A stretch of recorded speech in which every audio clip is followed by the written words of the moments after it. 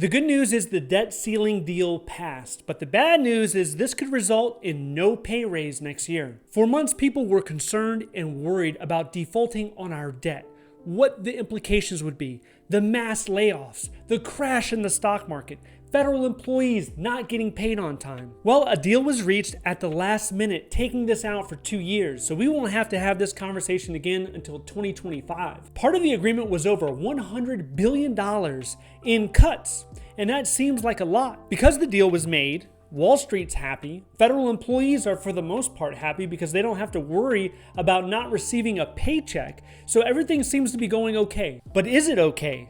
Not all fear is gone, because of the potential pay raises that were talked about earlier this year, the 8% pay raise or the 5.2% pay raise the president was advocating for. People are starting to wonder, what's going to happen to these pay raises?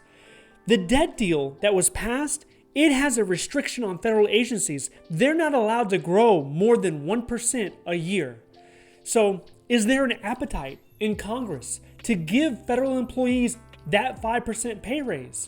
Or is there going to be some sort of confusion with the 1% number? Are we only going to get a 1% pay raise? Or maybe no pay raise? Well, I'll tell you what the unions have been saying. The unions have been saying these two issues, they have nothing to do in common.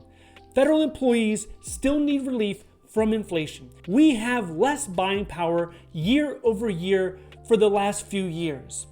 But it is somewhat related because where's the money coming from? The money has to come from somewhere, right? It comes from the budget of the federal agency. They had to be able to allocate that money to its employees. If that 5.2% pay raise the president is talking about, if that goes into effect, it's going to help. Take a GS15, for example. Their pay would go from $183,000 a year to $193,000 a year. That's a $10,000 difference per year when it comes to a GS15. Everyone else, they're going to be experiencing increases as well if this goes through. Worst case scenario is nothing goes through. Even a 1 or a 2% pay raise would essentially be a cut. When compared to inflation, it would be a cut. In order to get a true increase, it has to be 4 or 5%. It has to be somewhere around there. And these conversations are coming at a time where the government is experiencing pay problems. It wasn't too long ago when it was discovered that federal firefighters, their pay was going to be reduced by 50%. They are currently operating on a temporary pay raise, and that expires at the end of the year. We have agencies like the Social Security Administration, FEMA, and the Department of Homeland Security. They're having a hard time attracting and then retaining the workers that they have. Their workers are overloaded, they're stressed, they're leaving. They're exiting the agency and the federal hiring process. I mean, we already know it takes 4 to 6 months to get somebody on board. So it's becoming more difficult for a lot of these agencies. What actually gets people in the door to work a federal government job right now, it's 2 things. It's pension and security.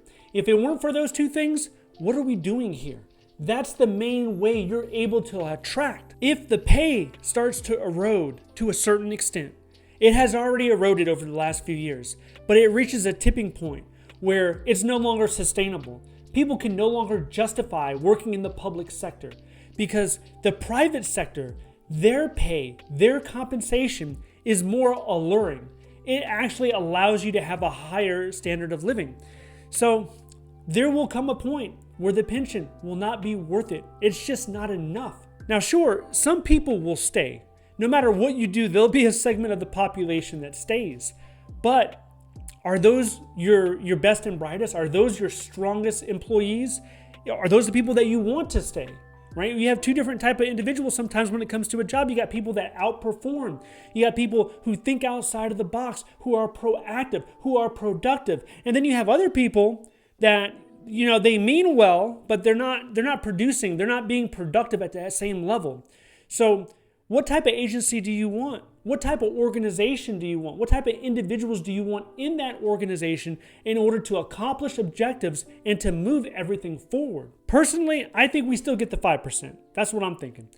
But that's for 2024. That's for January 2024. Then the next year, wouldn't be surprised if you see a 1% or even 0%. Another thing to consider is with this reduction in the growth of agencies, what is that going to do for hiring, for bringing more people on board. Is that going to be reduced? Are we going to see the number of federal employees come down from the 2.1 million? It's been 2.1 million for about 15 years. Are we going to start to see a decrease this year, next year? We're going to have to wait and see. One federal agency still remains by far the favorite, and that one is the Department of Defense. It seems like everybody loves the Department of Defense. You go to Congress, it doesn't matter if you talk to a Democrat, you talk to a Republican, everyone's like, yeah, national defense is important. We need to invest more in the Department of Defense. So that might be your one area where you have true security and stability. Okay, speaking about pay, we have to talk about and address the pay scale. It's completely outdated. It needs to be updated to be more competitive. And if you want to know about some of the changes that could be coming to the pay scale, then I want you to watch this video next. If you would like to see more videos like this, please click like and subscribe. Thank you so much for watching, and I'll see you in the next one.